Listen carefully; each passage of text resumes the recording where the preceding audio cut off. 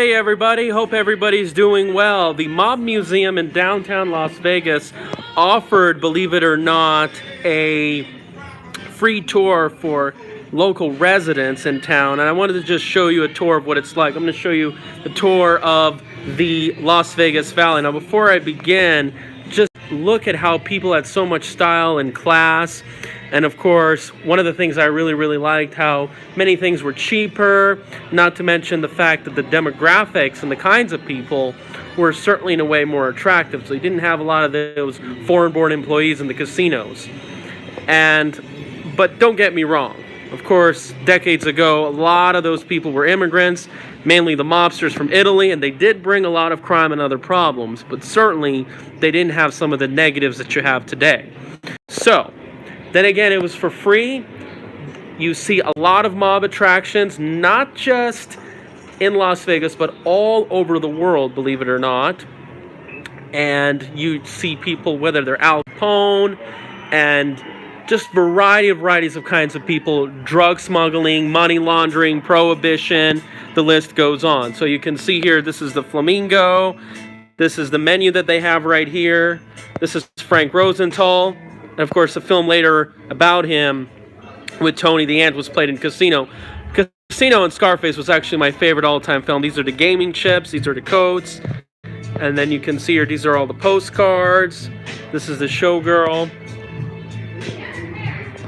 And you can just move on right here. And they have all these nice videos.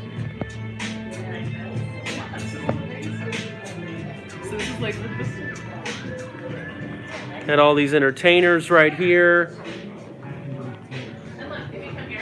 Look at this. These are one of the old slot machines right here. And you can just move on.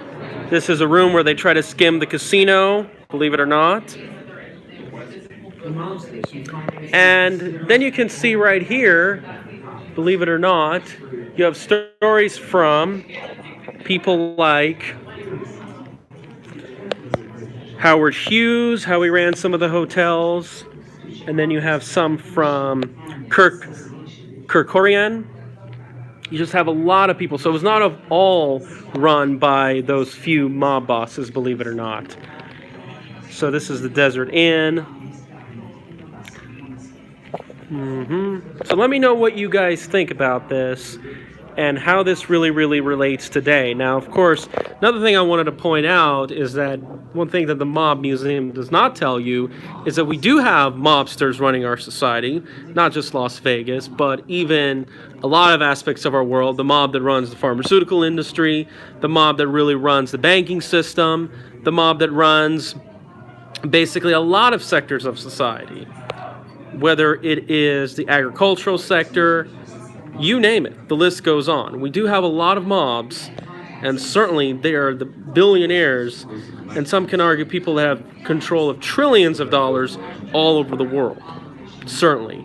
But of course, they're not really posing as mobsters, and you can argue that they control a lot of our government and our media to tell us what is exactly going on. So just because they don't call a mobster doesn't mean that they're really not. So anyway, let me know what you guys think.